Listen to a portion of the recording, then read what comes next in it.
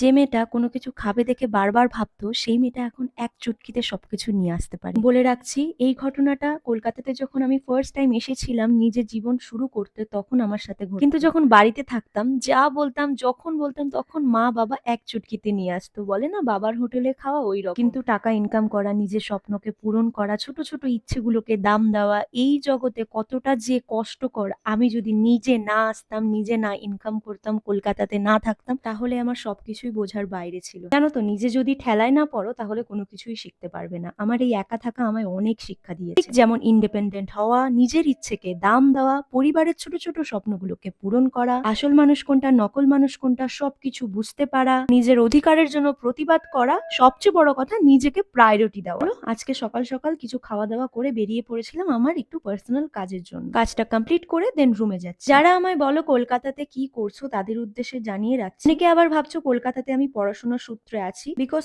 অনেক new followers আমার পেজে জয়েন হয়েছো, তো তাদের উদ্দেশ্যে জানিয়ে রাখছি কলকাতাতে হ্যাঁ এসেছিলাম অন্য উদ্দেশ্যে, কিন্তু এখন অ্যাজ এ বিজনেস ওমেন হিসেবে কাজ করছি, মানে জব পারপাসে আছি। এই জীবনটা বেশ ভালো আছি জানো তো, কোনো জটিলতা নেই, নিজের ইচ্ছে, নিজের প্রায়োরিটি, সমস্ত কিছু সবার আগে। আমার জীবন থেকে তোমাদেরকে একটা জিনিস আমি শেখাতে চাই, কোনো জিনিস যদি তোমার লাইফে না হয় ভেবে রাখবে সেটা তোমার জন্য নয়, ভগবান তোমার জন্য ভালো কিছু খুঁজে রেখেছে।